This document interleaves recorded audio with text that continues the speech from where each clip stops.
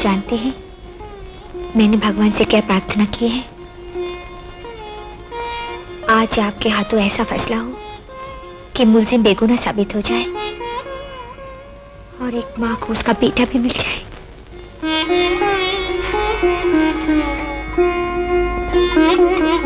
Your honour, police की तहकीकात ने यह बात साफ साबित कर दी है कि मुलजिम रमेश ने कत्ल इस डर से किया कि मकतूल कहीं दुनिया पे यह बात जाहिर ना कर दे कि वो रिश्वत लेता है। मुजरिम ने यह सोच लिया कि वो तो एक पुलिस ऑफिसर है, उस पर शक कौन करेगा। लेकिन योर ऑनर, जिस तरह आंखें बंद कर लेने से दुनिया में अंधेरा नहीं हो जाता, उसी तरह कत्ल करने से जुर्म और गुनाह मिट नहीं जाता।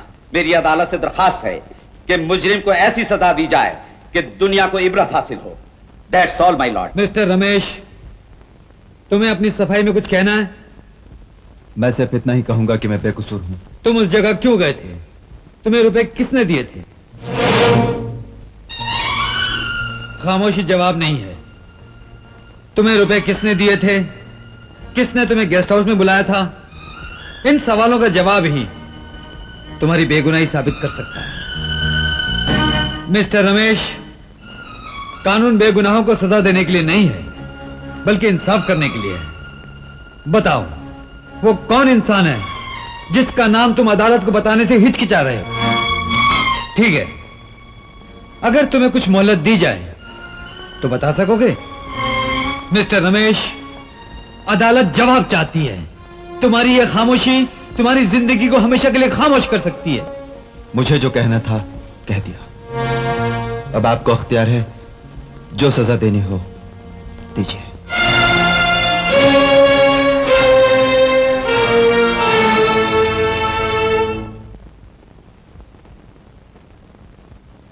गवाहों के बयानात और पुलिस की तहकीकात के मुताबिक यह साबित होता है कि मुलजिम रमेश खूनी है।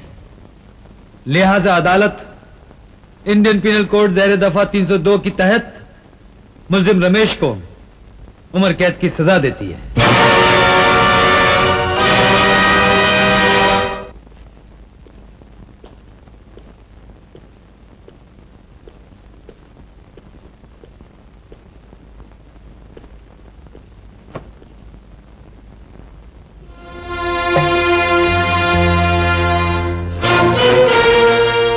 अब इस तरह क्या देख रहे हैं?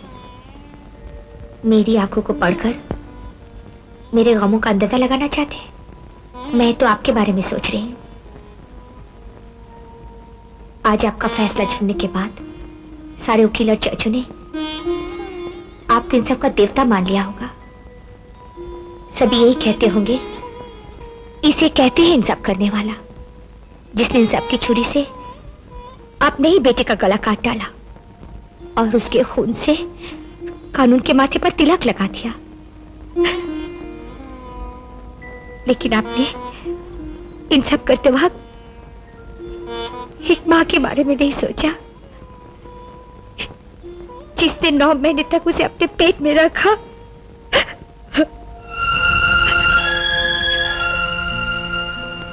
लेकिन आप ऐसे क्यों सोचने लगे? आपको तो इंसाफ करना था, कानून को जिंदा रखना था। कानून रहे, चाहे उसके बदले सारी दुनिया क्यों ना खत्म हो जाए।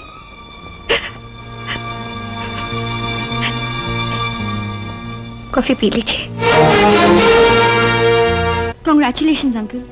इस वक्त मेरी ही नहीं, सबकी जुबान पर आप ही का नाम है। कल देश के तमाम अखबारों में आपकी फोटो छपेगी, आपकी इज्जत होगी, शोहरत होगी। लेकिन अंकल, आपने इंसाफ करते वक्त ये नहीं सोचा होगा कि आपका ये इंसाफ सैलाब बनकर एक लड़के की खुशियां उजाड़ कर चला जाएगा। लेकिन आप क्यों सोचेंगे? आप एक नामी जज हैं और इस फैसले से आपका नाम और भी ऊंचा हो जाएगा।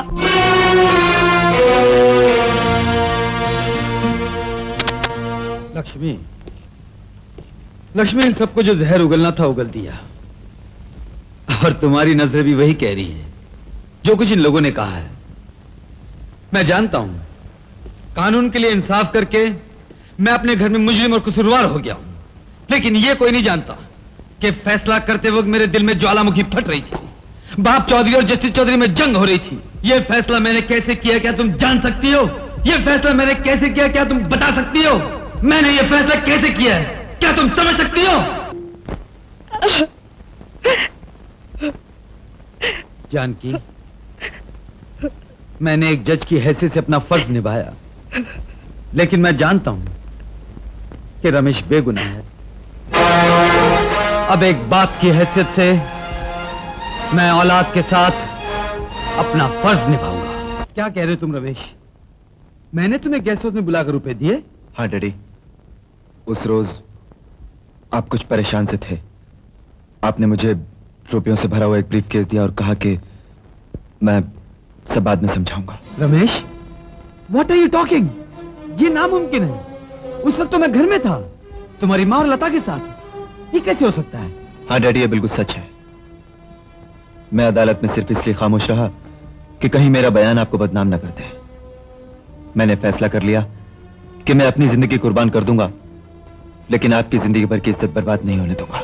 नहीं रमेश, नहीं, ये सच नहीं है, झूठ है, धोखा है। मुझे तो ऐसा लगता है कुछ लोग तुमसे इंतकाम लेने के लिए कोई गहरी चाल चल रहे हैं।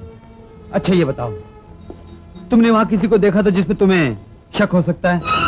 हाँ, जब मुझे गिरफ्तार करके ले जाया जा रहा था तो रामू था वहां पर, और मुझे कुछ ऐसी नजरों से देख रहा था जैसे मेरी गिरफ्तारी उसकी कामयाबी हो। कौन है ये रामू? एक मैकेनिक है डैडी, A1 गैरेज का मालिक।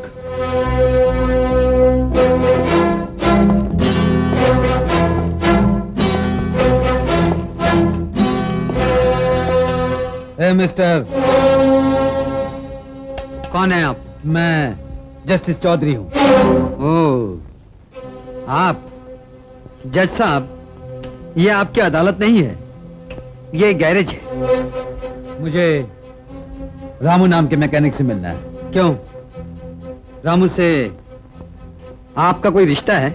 नहीं, मैं अपने बेटे के बारे में उससे कुछ पूछने आया हूं। बेटे के बारे में? कितने बेटे हैं आपके? सिर्फ एक, और रामू ने उसके साथ नाइंसाफी की है। हो सकता है आपके खानदान में से किसी ने रामू के साथ नाइंसाफी की हो, और उसके बदले रामू ने आपके बेटे के साथ नाइंसाफी की। क्या बकवास कर रहे हो? कौन हो तुम? मैं वही रामू हूं जिसकी तलाश में आप यहां तशरीफ लेकर आए हैं। तुम रामू हो जिसने मेरे बेटे को मुजरिम बनाया, जिसके कारण मेरे बेटे को सजा मिली। नहीं, वो मैं नहीं, वो शख्स आप है रामू। हाँ, आपने भी एक गुनाह किया था, एक बेकसूर औरत को धोखा दिया था, और उसी के बदले आज आपके बेटे को सजा मिल रही है। क्या बक रहे हो तुम? बताते क्यों नहीं? कौन हो तुम? मैं राधा का बेटा हूं, वही राधा जिसे बरसों पहले आपने धोखा देकर ठुकरा दिया था। रामू, रामू,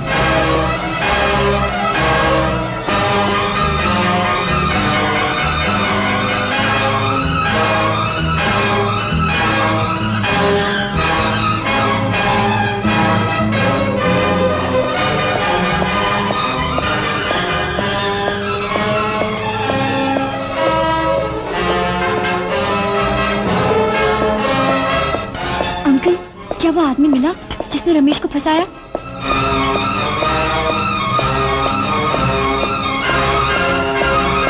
रमेश से मिली?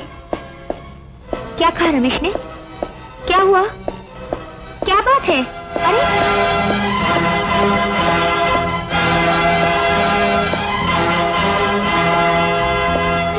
राधा, आज बरसों के बाद फिर से तुम्हारा नाम सुना, यादों के जख्म फिर से हरे हो गए।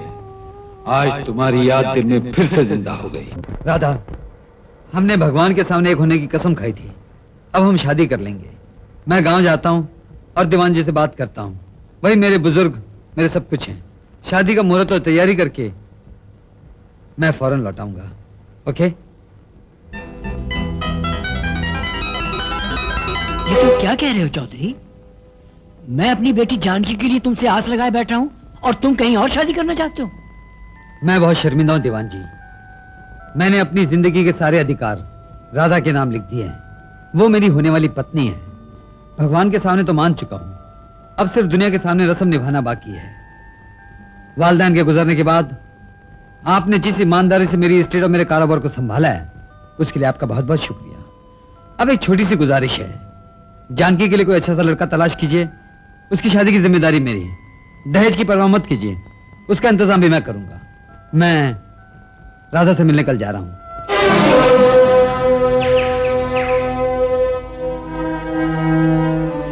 भाई साहब, यहां राधा नाम की लड़की रहती थी, आप बता सकते हैं कहां गई वो? कल ही रात उसने ये मकान खाली कर दिया और हावड़ा मेल से चली गई। जाते हुए ये भी कहा कि अब वो वापस नहीं आएगी। कल रात गोदावरी नदी के पुल पर हावड़ा मेल का पटरी से उतर जाने के कारण एक जबरदस्त हादसा हो गया। खबर मिली है कि इस हादसे में बहुत से लोग जान खो बैठे हैं, घायल हैं, कई लापता हैं। बेटा, जिंदगी बड़ी कीमती है जो सिर्फ एक बार मिलती है, बार बार नहीं। तुमने जिससे प्यार किया वो दूर जा चुकी है, बहुत दूर, जहां से कोई लौट के नहीं आ सकता। दुनिया बनाने वाले ने वक्त एक ऐसा मरहम बनाया है जो यादों के जख्म भर देता है, और इंसान चाहे तो खुशियां फिर से उसकी जिंदगी में आ सकती है। इसलिए बेटे मेरी बात मानो, जानकी से शादी कर लो जो तुम्हारे ही लिए जी रही है। ठीक है दीवान जी, जैसी आपकी मर्जी।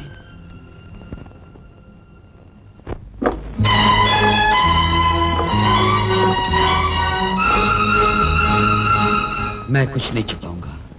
मैं जानकी को सब कुछ बता दूंगा कि तकदीर ने मेरे साथ क्या मजाक किया है। वो मेरी मजबूरी को समझ सकती है। अंकल, दरवाजा खोले अंकल। क्या हुआ? आंटी अचानक बेहोश हो गई। चलो जल्दी डॉक्टर को फोन करो।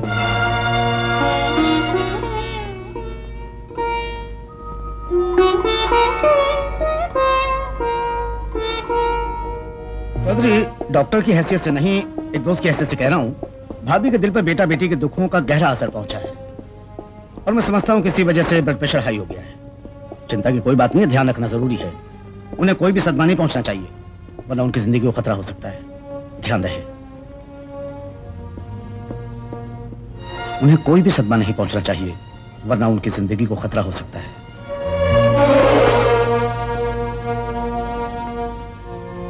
ऐसी हालत में जानकी को राधा के बारे में क्या बताऊं? कुछ भी, खामोश रहना ही बेहतर होगा। क्यों जगन्नाथ, हीरों की टेस्टिंग खत्म हुई कि नहीं? जी हो गई। ये असली हीरे हैं और ये नकली। एक काम करो जगन्नाथ जी, 1 घंटे के अंदर अंदर इन नकली हीरो को पॉलिश करके असली हीरो की तरह चमका दो, जल्दी। हाँ मिस्टर जयसिंह, कब तक मेरे पिता को अपने कब्जे में रखकर अपने मकसद के लिए इस्तेमाल करते रहोगे? अब तो इन्हें आजाद कर दो। जब खिलौनों की जरूरत नहीं रहेगी और खेल भी खत्म हो जाएगा तो इन्हें भी आजाद कर दिया जाएगा। वो क्या गोपाल, मैं बहुत जल्दी हिंदुस्तान छोड़ के जा रहा हूँ। उसके बाद तुम भी आजाद और तुम्हारे पिताजी भी आजाद। क्यों? आपने मुझे बुलाया है? क्यों? ये बताने के लिए कि कैलाश अपना इल्जाम तुम्हारे सर पर लगा के तुमको जेल भिजवाना चाहता है। जेल? हाँ, जेल। सारी जिंदगी दुम हिला हिलाकर मैंने उसकी वफादारी की, सेवा की। सेवा करने का ये मेवा मिला है कि वो मुझे जेल भेजना चाहता है। उसकी छुट्टी हो जाएगी, वो बर्बाद हो जाएगा। उसी की बर्बादी के लिए मेरे दिमाग की शैतानी फैक्ट्री में एक खूबसूरत आइडिया आया है। अगर तुम उस पर अमल करोगे तो मैं तुमको 2 लाख रुपए दूंगा। 2 लाख रुपए?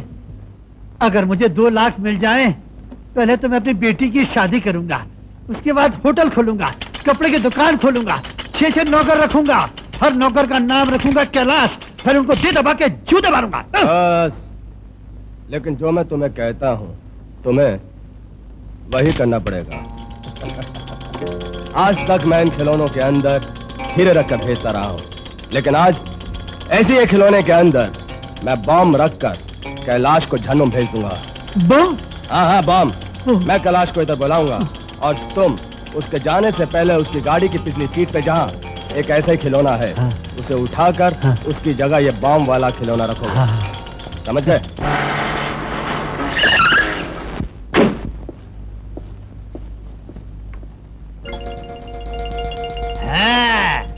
अपने कार को सजाने के लिए कुत्ता लगाया। अब ये दूसरा कुत्ता तुम्हें कुत्ते की मौत मारेगा। ये लो कैलाश, अपने हिस्से के हीरे। Thank you very much, thank you very much. तुमने अपना वादा निभाया और ईमानदारी से मेरे हिस्से के हीरे मुझे दे दिए। Thank you very much. लेकिन मैं अपने इत्मीनान के लिए इन हीरों को कल किसी जौहरी से चेक जरूर करवाऊंगा। कल? हाँ कल जरूर चेक करा लेना। कैलाश,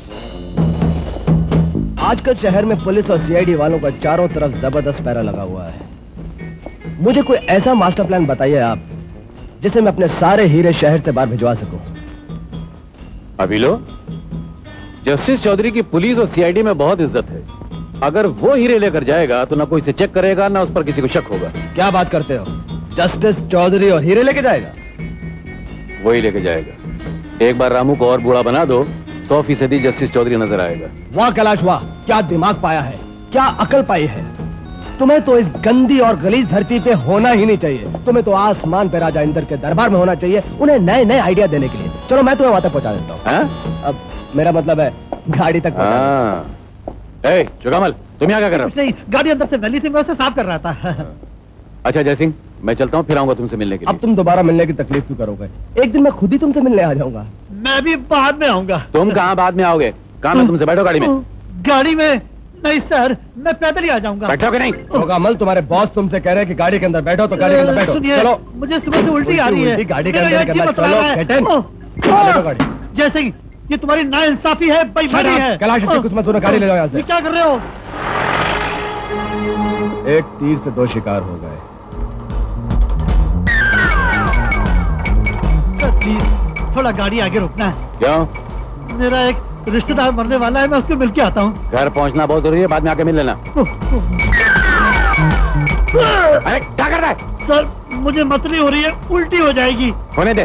वो सामने पान की दुकान है, मैं वहाँ सोडा पी के आता हूँ। 5 मिनट में घर पहुंचते हैं, वहाँ जिंजर पिलाऊंगा, सब बंद हो जाएगा। चुपचाप बैठा रहे। क्या है, क्यों रो रहा है बे? ये रोना नहीं है, मुझ पर जुल्म हो रहा है, ज्यादती हो रही है। मुझे बड़ा जोर से बाथरूम आ रहा है, नहीं तो यही निकल जाएगा। रोक के रखो, घर चल के कर लेना। सर ये कुत्ता। अबे ये खिलौना पीछे से क्यों निकाला तूने? ये खिलौना नहीं है, बम है। बम्बई अगले हफ्ते जाएंगे हम लोग। सर बम्बई नहीं, इस खिलौने के अंदर बम रखा हुआ है।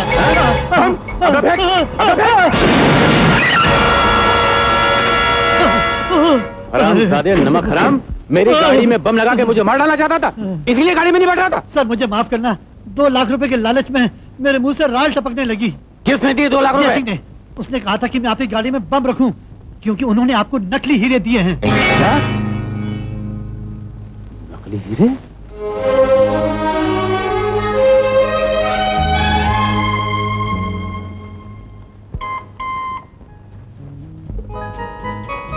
हेलो, कौन? रामू?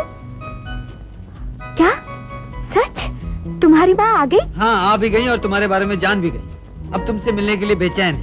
अच्छा, मैं उनसे मिलने अभी आती हूँ। एक बात सुन लो, मर्दाने कपड़े या पैंट शर्ट पहनकर उनके सामने नहीं आना। आना है तो साड़ी पहन कर आना। साड़ी? मैंने आज तक कभी पहनी नहीं। माँ से फर्स्ट टाइम मिलने आ रही हो, जरा साड़ी में इंप्रेशन अच्छा पड़ता है, समझी? हाँ, समझ गई। उफ।